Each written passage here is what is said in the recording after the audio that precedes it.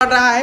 तो साफ तौर पर आपको बता दें कि बजट आ चुका है। पहला बजट अन्नदाता किसान से जुड़ा हुआ है। बड़ी खबर बता रहे हैं 21-22 का बजट स्वावलंबन से सशक्तिकरण को समर्पित था। उत्तर प्रदेश ग्रोथ का इंजन बना। तो वहीं अब बता दें कि बजट पेश होने के बाद सीएम योगी ने प्रेस कॉन्फ्रेंस की। उन्होंने कहा कि देश के सबसे बड़ी आबादी वाला जो है राज्य उत्तर प्रदेश है, और उन्होंने ये भी कहा कि प्रधानमंत्री के निर्देश पर लगातार उत्तर प्रदेश विकास की ओर अग्रसर है। पहला बजट अन्नदाता किसान को समर्पित था। देश के जीडीपी में यूपी का सबसे बड़ा योगदान रहा है। और इसी खबर पर ज़्यादा जानकारी के लिए हमारे साथ फोन लाइन पर अली लखनऊ से जुड़ रहे हैं। अली, बजट आ चुका है जिसका लोगों को इंतजार था। क्या कुछ इस बजट में क्या कुछ राहत है, क्या कुछ मतलब जो बातें सामने आई हैं, क्या कुछ है इस पूरे बजट में? बिल्कुल विपुल, देखिए हर किसी को बजट का इंतजार था, क्योंकि जिस तरीके से आज 3 दिन से बजट को लेकर कार्यक्रम चल रहा था, तो जाहिर सी बात है कि हर कोई ये अनुमान लगा रहा था कि इस बार बजट में क्या कुछ खास होने वाला है। लेकिन जैसे बजट की प्रक्रिया चल रही थी, तो वही दूसरी तरफ विपक्ष भी पीछे नहीं था। विपक्ष लगातार बीजेपी सरकार को घेरने का काम कर रहा था। उन्होंने साफ तौर पे कहा जो बजट पास होते हैं वो बजट कहीं ना कहीं कागजों पर साबित होते हैं, क्योंकि जमीनी हकीकत कुछ और है। लेकिन अब बजट पास हो चुका है, ऐसे में मुख्यमंत्री योगी आदित्यनाथ ने भी प्रेस कॉन्फ्रेंस की। उन्होंने प्रेस कॉन्फ्रेंस में साफ किया है कि जो बजट है वो आम जनता की जेब में जाने वाला है, मतलब आम जनता से को इससे तमाम फायदे होने वाले हैं। वहीं मुख्यमंत्री योगी आदित्यनाथ ने ये भी कहा है कि जो उत्तर प्रदेश है वो सबसे ज्यादा जो जनसंख्या वाला देश है। तो ऐसे में बजट को लेकर जिस तरीके से अनुमान लगाया जा रहा था, बिल्कुल तो निश्चित तौर पर जो बजट पास हुआ उसमें खुद वित्त मंत्री सुबह पूजा करने के बाद इस बजट को पेश किया है। और उसमें उन्होंने साफ तौर पे कहा है कि जो जीडीपी है ये एक बड़ा महत्व रखती है, बड़ा योगदान रहता है इस मामले में। और दूसरी तरफ ये भी कहा है कि हमने GIS का एक भव्य सम्मेलन किया है, जिसमें लगभग 33 लाख करोड़ से अधिक का निवेश हुआ है। तो और इन्हीं सब चीजों को देखते हुए कि जिस तरीके से अब यूपी में निवेश होना शुरू कर दिया, देश विदेश से लोग पहुंच रहे हैं, ऐसे में जब निवेश किया जा रहा है तो निश्चित तौर पर यूपी को एक अलग राह देखने को मिल रही है। माना जा रहा है कि जो बेरोजगारी है, जो महंगाई है, उससे कहीं ना कहीं विपुल लोगों को राहत मिलेगी। जी, और बजट में अगर बात करें कि क्या चीज़ें महंगी हुई हैं, क्या चीज़ें सस्ती हुई हैं, क्या राहत मिली है, किसानों के लिए बजट कितना कारगर साबित हो रहा है? बिल्कुल विपुल, देखिए एक लिस्ट आई है जिसमें साफ तौर पे कहा गया है कि तमाम ऐसी चीजें हैं जिसमें बजट पास हो। हम अपने दर्शकों को इस बार वो बताएंगे कि कौन कौन सी वो चीजें हैं, कौन कौन से वो क्षेत्र हैं या कौन कौन सी लोग हैं जिनको इस बार बजट से मिलेगी। सबसे पहले अगर बात की जाए टेबलेट और स्मार्टफोन, अक्सर आपने देखा होगा कि जिस तरीके से लोग बड़ी संख्या में स्मार्टफोन और टेबलेट्स यानी कि जो डिजिटल प्लेटफॉर्म है उसमें बढ़ावा दिया जा रहा है, क्योंकि प्रधानमंत्री भी ये कहते हुए नजर आए थे बीते दिनों कि उत्तर प्रदेश को कैशलेस बनाना है और एक डिजिटल प्लेटफॉर्म के तरह उसको यूज करना है। तो ऐसे में अगर 3600 करोड़ का जो बजट है वो टेबलेट और स्मार्टफोन के लिए पास किया गया है। साथ ही छात्र छात्राओं को टेबलेट स्मार्टफोन ये मिलेंगे उनके पास होने के बाद। हालांकि इससे पहले भी ये योजना अखिलेश यादव ने चलाई थी, जो इंटर और हाई स्कूल पास कर रहे थे उन्हें टेबलेट दिया जा रहा था, क्योंकि उन्होंने साफ कर दिया था कि जिस तरीके से बच्चों का भविष्य और आने वाली टेक्नोलॉजी या और अन्य चीजें हैं उसको कहीं ना कहीं डिजिटल प्लेटफॉर्म के जरिए देखा जा रहा था। तो वहीं अगर स्टार्टअप की बात की जाए तो इसमें लगभग 100 करोड़ का फंड है वो लिया गया है। तो निश्चित तौर पर इसमें भी कहीं ना कहीं लोगों को राहत बिल्कुल जरूर मिलेगी। तो वहीं दूसरी तरफ अगर सूचना प्रौद्योगिकी स्टार्टअप की बात की जाए तो उसमें भी लगभग 60 करोड़ का बजट पास किया गया है।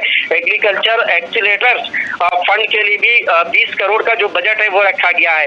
और उसके बाद अगर कन्या सुमंगलिया योजना की बात की जाए तो निश्चित तौर पर जो गरीब लोग होते हैं वो उनको इस योजना का लाभ मिलता है, क्योंकि तमाम ऐसे छोटे वर्ग के लोग हैं जो अपने बच्चों की शादी नहीं कर पाते हैं। उसके लिए भी इस बार जो बजट है वो लगभग 1050 करोड़ का जो है वो पास किया गया है। शादी अनुदान, मतलब जो गरीब स्तर के लोग होते हैं उनके यहाँ जब शादी का कार्यक्रम होता है तो उसमें भी तमाम तरीके के जो योजनाएं होती हैं सरकार की तरफ से उनका लाभ मिलता है। तो ऐसे में 150 करोड़ का जो बजट है वो शादी अनुदान के लिए किया गया है। तो वही दूसरी तरफ अगर बात की जाए विधवा महिलाओं की, उनके लिए भी लगभग 4032 करोड़ का जो बजट है वो पास किया गया है, क्योंकि तमाम लोग होते हैं जिनके हस्बैंड नहीं रहते हैं तो फिर घर का खर्चा चलाना मुश्किल हो जाता है। बिल्कुल ऐसे लोगों को भी अब कहीं ना कहीं राहत जरूर मिलेगी।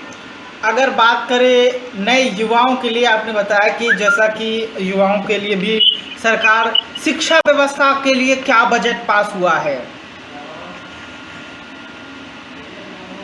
बिल्कुल विपुल, देखिए शिक्षा व्यवस्था की बात की जाए तो निश्चित तौर पर यह सवाल बिल्कुल सही है, क्योंकि जिस तरीके से लगातार जनसंख्या बढ़ रही है और आने वाले समय में जो टेक्नोलॉजी है या डिजिटल प्लेटफॉर्म है, ऐसे में लोगों को बच्चों को पढ़ा पाना बहुत ही मुश्किल होता है, क्योंकि जो अगर सरकारी स्कूल है वहाँ की जो व्यवस्थाएं होती हैं वो कहीं ना कहीं कमजोर होती है। इसलिए लोग प्राइवेट स्कूलों का सहारा लेते हैं, जहाँ उन्हें भारी भरकम जो रकम है वो चुकानी पड़ती है। तो ऐसे में अगर इस बार बात की जाए तो निश्चित तौर पर सरकार की तरफ से लगभग 20 करोड़ का जो बजट है वो पास किया गया है। तो कहीं ना कहीं अब ऐसे बच्चों को भी राहत मिलती नजर आएगी। बिल्कुल, जैसे कि अली, ऐसा साफ तौर पे ये जानकारी भी सामने आई है कि मोबाइल यूनिट हॉस्पिटल के लिए सहित पुलिस कर्मियों के आवास के लिए, नए पुलिस कमिश्नरेट कार्यालय के लिए, इन सब के लिए भी बजट जारी किया गया है। क्या जो है इन सब बजट को लेके क्या पुलिस के लिए भी कोई ऐसा जो है जैसे हथियार वगैरह के लिए भी जारी किए होंगे? क्योंकि लगातार जैसे कि पिछली बार अगर बात करें तो पुलिस को कहीं राहत दी गई थी, इस बार जो है पुलिस कर्मियों के लिए आवास के लिए 1000 करोड़ रुपए निकाले गए हैं। और क्या कुछ पुलिस कर्मियों के लिए निकाले गए हैं व्यवस्था की बात की जाए तो बजट? बिल्कुल विपुल, निश्चित तौर पर देखिए जिस तरीके से बजट पास हुआ है, अब पुलिस कर्मियों के आवास के लगभग 1000 करोड़ का बजट पास किया गया है। तो वहीं दूसरी तरफ नए पुलिस कमिश्नरेट कार्यालय और आवास के लिए भी सरकार ने इस बार बजट रखा है, जिसकी कीमत लगभग 850 करोड़ है। विपुल, तो वहीं दूसरी तरफ अगर मोबाइल यूनिट हॉस्पिटल की स्थापना की बात की जाए तो 1547 करोड़ का बजट है। आयुष्मान भारत पीएम जन आरोग्य योजना जो चलाई जा रही थी उसके लिए 400 करोड़ का बजट है।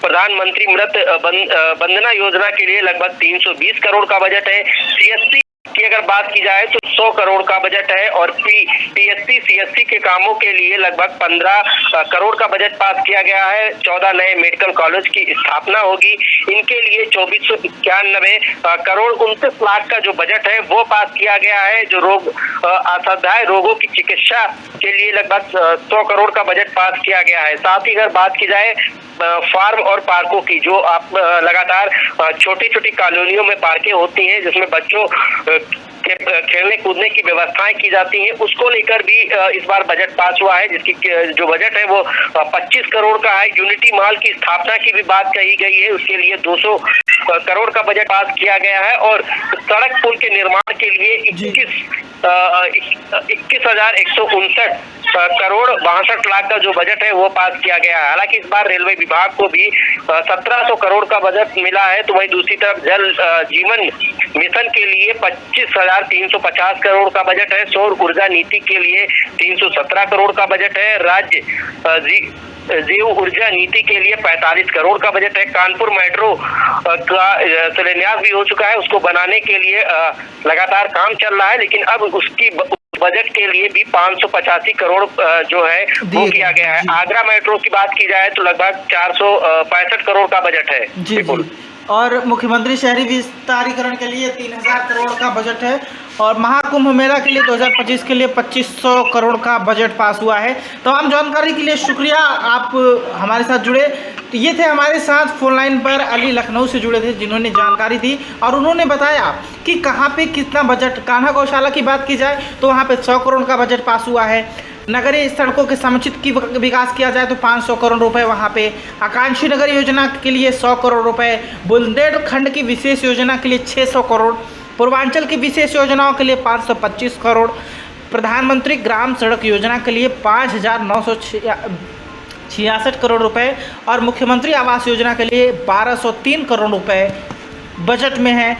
छुट्टा गौवंश के रखरखाव हेतु 750 करोड़। बृहद गौ संरक्षण केंद्रों की स्थापना के लिए 120 करोड़। भेड़ पालन योजना के लिए 3 crore 44 lakh. Wholesale fish market के लिए 257 करोड़। मुख्यमंत्री मत्स्य संपदा योजना के लिए 10 करोड़। निषाद राज बोर्ड सब्सिडी योजना के लिए 5 करोड़ रुपए और समग्र शिक्षा अभियान के लिए 20,255 करोड़ रुपए। निःशुल्क यूनिफॉर्म वितरण के लिए 50 करोड़। निःशुल्क स्वेटर एवं जूता मोजा के लिए 650 करोड़, माफ़ कीजिएगा। जो है बजट पास हुआ है। संस्कृत विद्यालयों के लिए 100 करोड़ का बजट पास किया गया है। तो बड़ी और अहम खबर राजधानी लखनऊ से हम आपको बता रहे हैं, जहां पर बजट का लोगों को इंतजार था, बजट पास हो गया है।